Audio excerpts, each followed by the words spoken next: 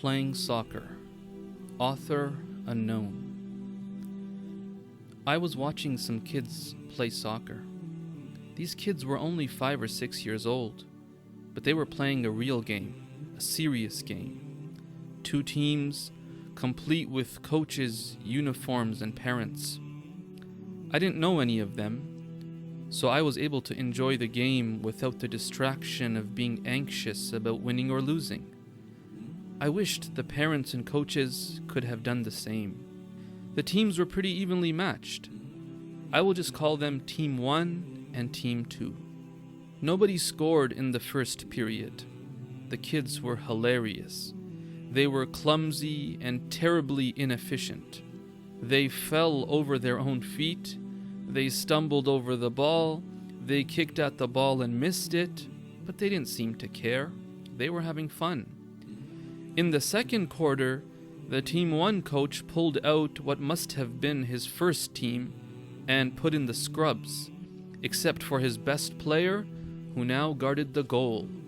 The game took a dramatic turn. I guess winning is important even when you're 5 years old, because the Team 2 coach left his best players in, and the Team 1 scrubs were no match for them. Team 2 swarmed around the little guy who was now the Team 1 goalie. He was an outstanding athlete, but he was no match for 3 or 4 who were also very good. Team 2 began to score. The lone goalie gave it everything he had, recklessly throwing his body in front of incoming balls, trying valiantly to stop them. Team 2 scored 2 goals in quick succession. It infuriated the young boy. He became a raging maniac, shouting, running, diving. With all the stamina he could muster, he covered the boy who now had the ball. But that boy kicked it to another boy 20 feet away, and by the time he repositioned himself, it was too late. Team 2 scored a 3rd goal. I soon learned who the goalie's parents were. They were nice, decent-looking people. They yelled encouragement to their son. I became totally absorbed, watching the boy on the field and his parents on the sidelines. After the 3rd goal, the little kid changed. He could see it was no use. He couldn't stop them. He didn't quit, but he became quiet. Desperate futility was written all over him. His father changed too. He had been urging his son to try harder, yelling advice and encouragement, but then he changed. He became anxious. He tried to say that it was okay to hang in there. He grieved for the pain his son was feeling. After the 4th goal, I knew what was going to happen. I've seen it before. The little boy needed help so badly, and there was no help. He retrieved the ball from the net and handed it to the referee, and then he cried. He just stood there while huge tears rolled down both cheeks. He went to his knees and put his fists to his eyes, and he cried the tears of the helpless and broken-hearted. When the boy went to his knees, I saw the father started to walk onto the field. His wife clutched his arm and said, "Ayub, don't, you'll embarrass him."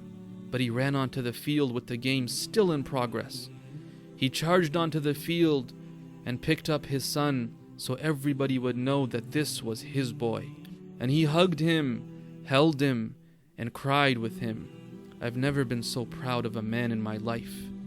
He carried his son off the field, and when he got close to the sidelines, I heard him say, "Suleiman, I'm so proud of you. You were great out there, and I want everyone to know that you are my son." "Daddy," the boy sobbed, "I couldn't stop them. I tried, Daddy. I tried, and they scored." "Suleiman, it doesn't matter how many times they scored. You're my son, and I'm proud of you. I want you to go back out there and finish the game. I know you want to quit, but you can't. And son, you're going to get scored on again, but it does not matter. Go on now." It made a difference. I could tell it did. When you're all alone and you're getting scored on and you can't stop them, it means a lot to know that it doesn't matter to those who love you. The little guy ran back onto the field, and they scored 2 more times, but it was okay. We get scored on every day. We try so hard. We recklessly throw our bodies in every direction. We fume, rage, and struggle, and we get scored against. And the tears come, and we go onto our knees, defeated and helpless. And then someone who cares comes just in time to give you the courage and love to go on, irrespective of what the outcome is. If you can, then make somebody's day which they may never forget.